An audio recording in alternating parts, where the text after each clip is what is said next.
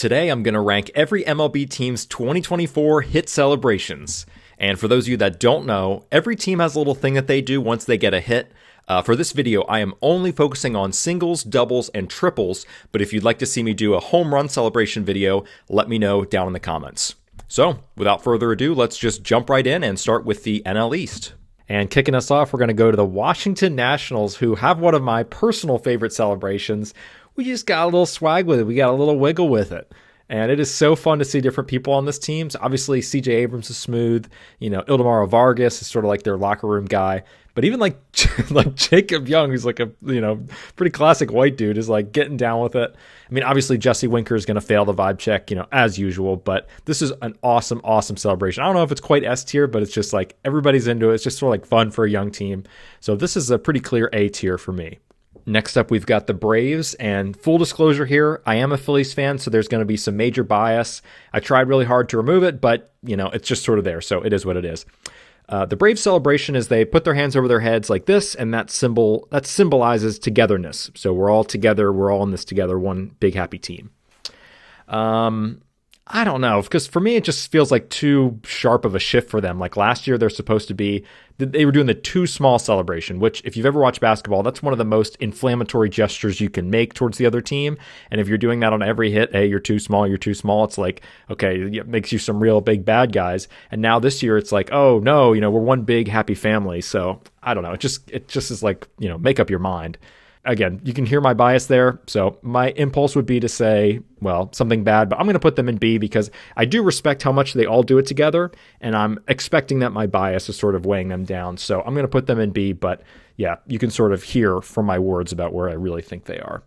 Now, that being said, I will transition right into the Phillies, and I will be totally honest that the Phillies had one of the worst that I saw. So last year, theirs was sort of like a shimmy. You sort of go, with it. Trey Turner sort of has his own signature move, which is very cool. To me, the shimmy was just pretty lame because this team's basically a bunch of white dads. Like you've got Marsh and Stubbs who are the Bachelor boys. But yeah, and like Castellanos had no interest in doing this. JT is barely trying here. He's a father of 4. He doesn't really care. So to me, this one just has no sauce. I will say one redeeming thing is that when you get a triple on the Phillies, then you go Goggles, and Brandon Marsh and Edmundo Sosa are like the big ones into that. But yeah, to me, this one just had no sauce all year. And I really hope they step it up next year. But yeah, to me, this one is a D tier. So Braves fans, if you're watching this, there's a little redemption for you. I'm ranking the Phillies lower than the Braves, which I think is accurate in this case. Next up, we'll go into the Marlins, and they started the year off with rock, paper, scissors, which I think is kind of a classic. But it's a fun twist. That's a good one. And then later in the season, they just kind of switched to raise the roof, which I thought was odd. I thought rock, paper, scissors was pretty good, but maybe the season was going so bad that they needed to switch the vibe up. I do kind of like rock, paper, scissors, but I will say that like if I got a single and then I got on first and then I lose rock, paper, scissors, like I would feel kind of bad. Like, if I get a single, I want to feel great on my celebration. I don't want to hit a single and then lose rock, paper, scissors. And then I'm like, oh man, that's kind of annoying. I lost rock, paper, scissors, So, and then raise the roof, I wasn't a big fan of. So yeah, to me, this is going to get weighed down to a C tier. I think rock, paper, scissors on its own is a B tier, but then just sort of the logistics of it and then raise the roof, I'm going to drop them down to a C tier. And last up in the NL East, we have the New York Mets, and this is a fascinating celebration, and I think more so for any other team, you can sort of track their trajectory over the year by following their celebration. So they started the year, and they basically didn't really have any celebration, or it was just sort of random. So I tracked a couple. I saw Beatty had this little and one thing. Nimmo had this weird little crab hands thing. And then they had that players only meeting, if you remember, like sort of in the early middle last year, after Jorge Lopez said their whole team was garbage or whatever. And then after that, they just sort of completely turned things around. And the celebration they started doing is they just started slapping something.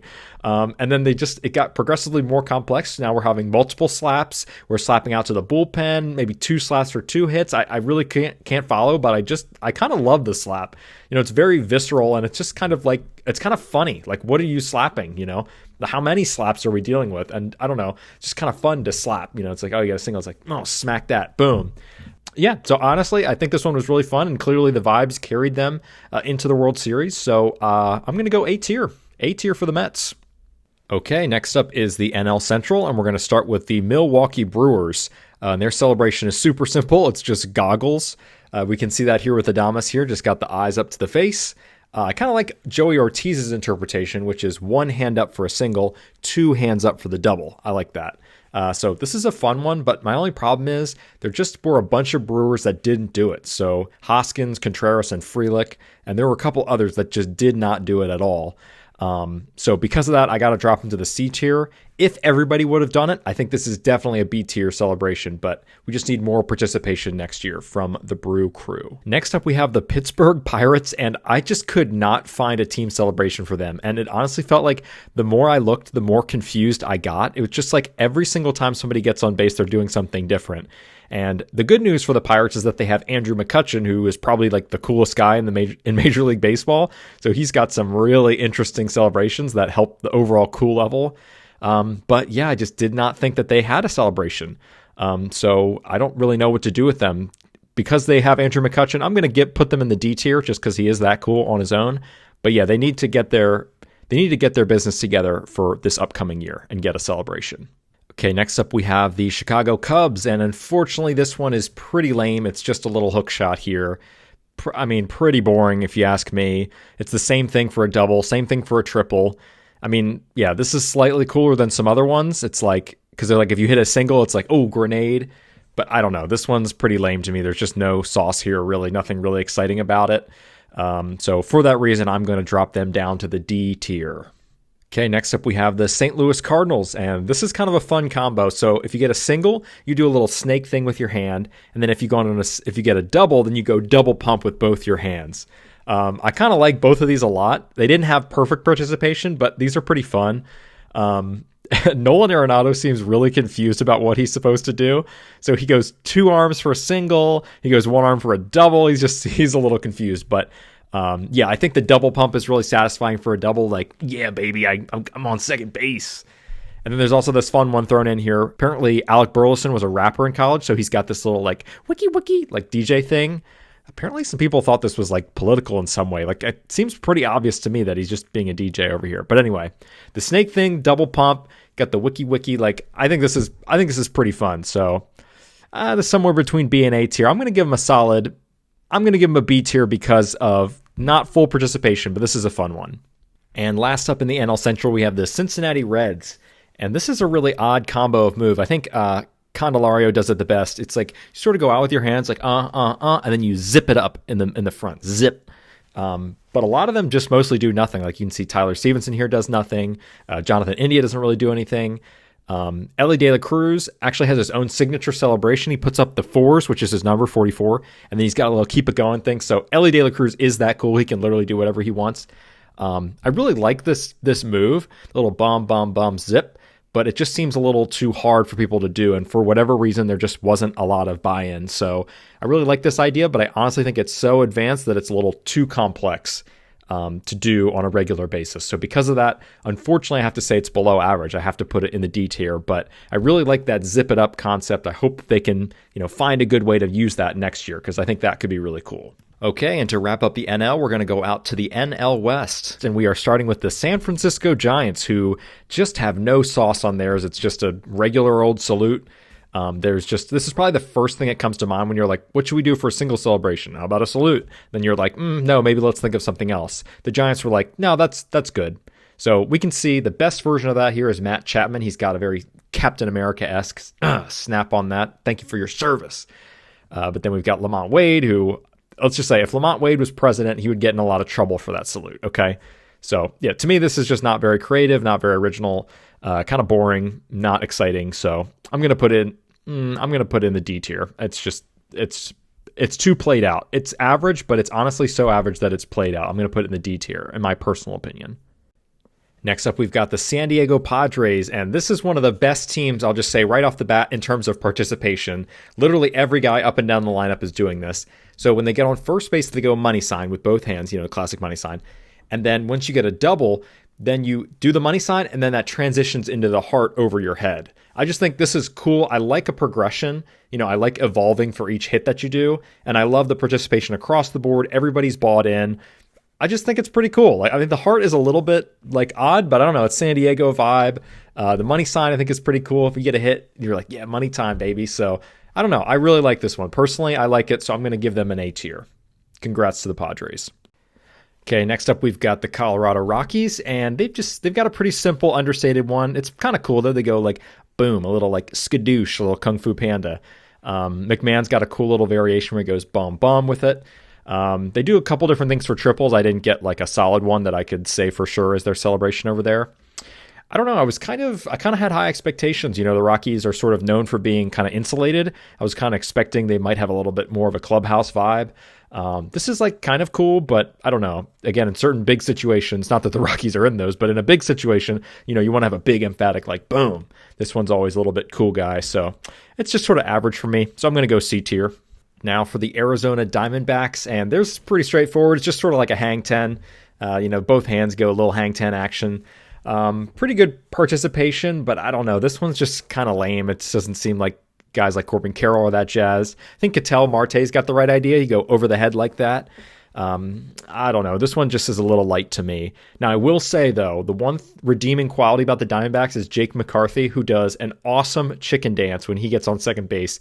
My question is, why don't we just adopt everybody do the chicken dance? Like this is, unless it's his like signature move, unless he's got it trademarked, but I love the chicken dance McCarthy has. So I'm going to bump them up just a little bit because of that. I'm going to keep them in the C tier. This is all, yeah, the hang 10 to me is just pretty average, but I do love that chicken dance from Jake McCarthy. Finally, last but certainly not least, we've got the Los Angeles Dodgers, and we saw their celebration all throughout the playoffs. So this celebration actually comes from Dragon Ball Z, which is a Japanese show, by the way. I didn't know that. But this is when two people in the show like connect with their fingers and then they become like a superhero. It's like Super Saiyan mode. I don't know. I haven't really watched the show, but that's basically the gist of it. This is like such a nice nod for them, first of all, to do this because they've got Ohtani and Yamamoto on the team last year. What stands out to me about the Dodgers is how every single guy on the team does it. More so than any other team. Whenever somebody gets a hit and they get on base, they are immediately going into the celebration. And to me, that's the sign of a great team culture. Like, we can hate on the Dodgers, and we have fair reason to do that. But part of what makes them such an appealing destination, along with a lot of other factors, is that everybody's bought in this way. But the difference here is that you can't control where your team is, you can't control your money, but you can control how well you all celebrate together. You know, that's within your control, and players really notice that, and that's something the Dodgers have mastered. So really impressed with the buy-in. I'm very impressed with their message of how welcoming it is to their Japanese players, that it's Dragon Ball Z. So to me, this one is a clear S tier. And that is it for the NL. And now we're going to swing over to the AL. We're going to start with the AL East. And the first team over there is going to be the Boston Red Sox. So the Red Sox one I found was kind of funny. There's pretty simply, it was just monkey time. So they just put their hands up and they go, and yeah, this is a pretty fun one. Everybody does it. The bench gets into it, as you can see. Not really a lot of variations into second base or to third base. So I would maybe like to see if there's some sort of other monkey stuff we could do. But overall, this is fun and pretty creative. I had a fun time with this. So I'm going to put this one solidly in the B tier. And next up, we've got the New York Yankees. And theirs is pretty simple. They just sort of point at their own eyes and sort of like a look at me, I am the captain now type of deal. They do have variation, so they will point at one eye for a single, and then they'll have both hands and point at both eyes for a double and a triple. We got decent participation on this one, but I don't know, man. I just felt like this was too low-key. I want something, maybe a little bit more exciting, and this one just feels a little too serious, a little bit all business. I know they're an older team, so you can't be super hype if you're an older team, but yeah, I wanted a little bit more. And I think we can really see that Jazz Chisholm kind of agrees with me. So we can see Jazz doing it here for the Yankees, and he's fine, but he just seems so much happier doing the Marlins ones. You can see how jazzed, no pun intended, he is there. So I wanted to give them a little bit more leniency, but I don't know. To me, this is the definition of average. So I'm going to give them a C tier. Okay, next up we have the Orioles, and this one is just genius. So when they get on first, they're turning the knob to turn the sprinklers on, and you can see everybody's doing that across the board.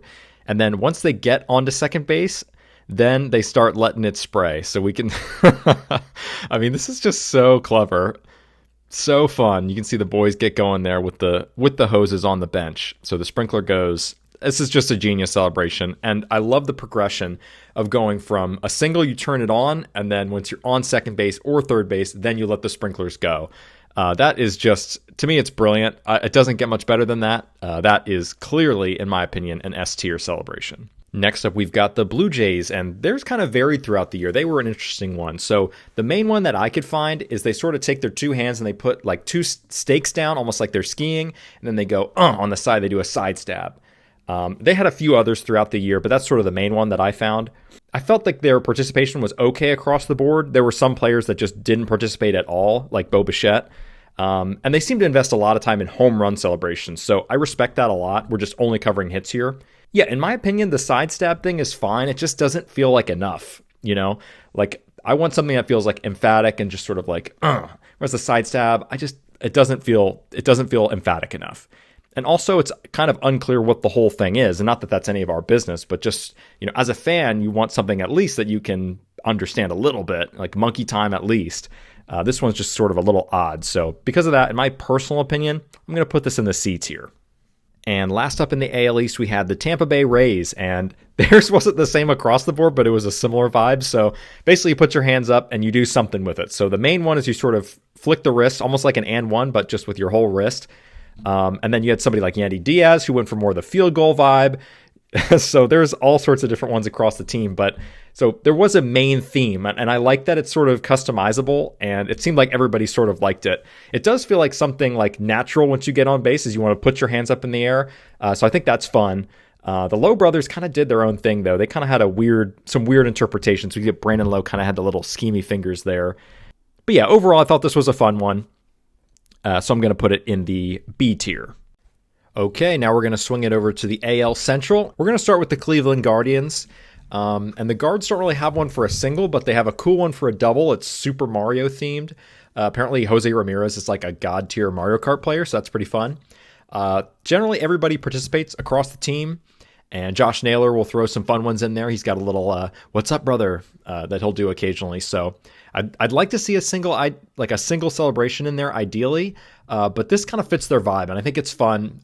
Clearly have a good clubhouse culture. I think the vibe sort of carries over in their celebration. So in my personal opinion, even though they don't have a single celebration, I'm going to give them a B tier.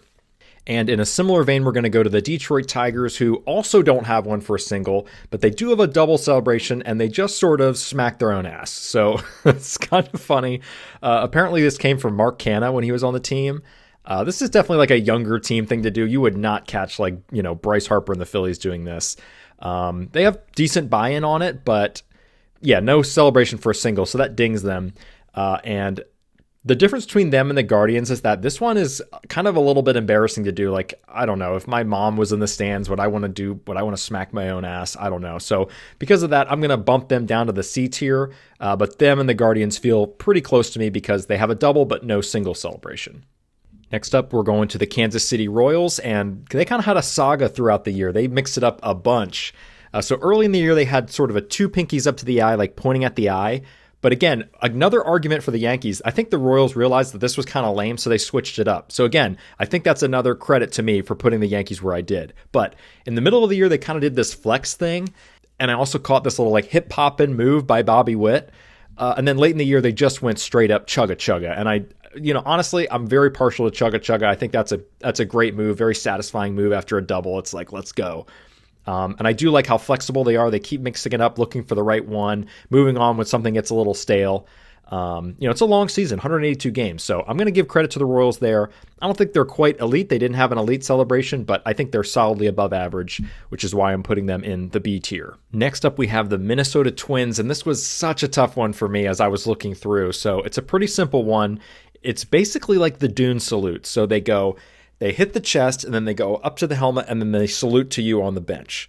So again, I'm not a huge fan of the salute, but the fact that it's a Dune salute is very cool. I think the Dune salute in the movie just sort of solidified as an awesome pop culture moment, and it's kind of a vibe. Like, it's kind of cool. I don't know. I mean, they had very good team participation. I kind of like the Dune vibe, so I'm going to put them in B tier, but I'm going to put an asterisk that if it's not the Dune salute, I will bump them down to C, because I just think a regular old salute is kind of like, whatever. But if it's got a little bit of that deeper meaning there that I'm biased towards, then on my list, they're going to get a B tier. So that's the Twins. And last up, we've got the Chicago White Sox. And honestly, I did not know what to expect when I was going into this. But once I got into it, it was kind of like, oh, that makes perfect sense. So when they get on first, they scratch their chin. And then if they get a double, they literally just point to the dugout. Like that is their celebration. Like, they scratch their chin for a single and they point to the dugout for a double. I really, it's a tough situation because if you're losing every game, it's hard to celebrate. And then it's like, oh, they're having so much fun out there. Like, don't they care about losing, blah, blah, blah. And if I was on that team, I would be miserable too. But I mean, objectively, this is like the worst celebration I saw by far. And I feel bad for these White Sox players. But unfortunately, this one, yeah, they're going in the F tier. Okay, and to finish off our list, we're going to go to the AL West, and we're actually going to start off with two teams that don't have a celebration. The first one, you might be surprised, but it's the Houston Astros. So I was just pretty surprised. They are mostly very solemn on the base paths, not much reaction at all. They just pretty much have a blank expression every time they get on base. Sometimes it looks like they're trying something out. Like you can see a few of these here. They were maybe trying to get something going, but it just never stuck throughout the season. So yeah, as far as I can tell, no celebration, which means, unfortunately, I got to drop you into the F tier. And another team with no main celebration is the Texas Rangers. Again, very serious team on the base paths. I get that they just were World Series champs and all that, but still, it just felt like they did not have anything. Occasionally we saw Semien do a little something. Adolis Garcia had some interesting things he would do, but most of the time they just did absolutely nothing. So again, that's just another F. Okay, picking things up now a little bit in the AL West, we're going to go to the team formerly known as the Oakland Athletics, now just the Athletics. And theirs is pretty fun. They just do like a triangle over the head, a little Illuminati action. We had solid participation across the board. I think this is kind of a fun celebration to do. We did have a little variety out there. Lawrence Butler had a pretty cool one where he would go with the fours. Also a little double rock on there a little bit, but mostly the fours. Yeah, this one's pretty good. I think somewhere in that C and B tier. You can't really go wrong. I'm going to put him in the B because I really like the triangle over the head. I just think that's pretty fun. Okay, next up we have the Los Angeles Angels, and they had two options to choose from. So the first is just a pretty classic rock on, and the second is belt buckle. So let's start with rock on because in my opinion, this is in that lower tier with Salute of being so played out like Rock On. The last time Rock On was cool was in the 1980s. So we're doing Rock On. Sometimes they do one hand, sometimes they do two. But in my opinion, this is just so lame. Like, really, Rock On in 2024. However, the belt is pretty cool. So you just sort of do a motion around your belt buckle. I think that's kind of swaggy. So Rock On in and of itself is solidly D tier, but I think belt buckle is cool enough that I'm going to drag them up to a C, and their participation was solid, so I'm going to keep the Angels at C. And to finish up our list, we're going to go to the Seattle Mariners, and man, do these guys know how to party once they get on base. So their main signature move is bowling, so you can see that there. They just sort of go, bowl it down the lane, but bowling was their main one, but then they had a million other celebrations. It seemed like everybody on the team had their own signature move, and they just look like they're having a blast. Every time they get on, they are just beaming. And I mean, how awesome is this J.P. Crawford signature bow and arrow celebration? I mean, it's awesome. It's absolutely awesome. And I think this team is having so much fun that I have to put them in A. Like, they were maybe my favorite team to watch once they got on base. They just had a great time, a great time. So congrats to the Mariners. And there you have it. There's my tier list for all the hit celebrations in Major League Baseball in 2024. What'd you think of this list? Would you make any changes? Did I misunderstand anything? I did my best to research all the teams, but, maybe I missed any details. So if you have any changes you want to see, or if I missed any details, let me know down in the comments. But thanks so much for watching, and we'll see you next time.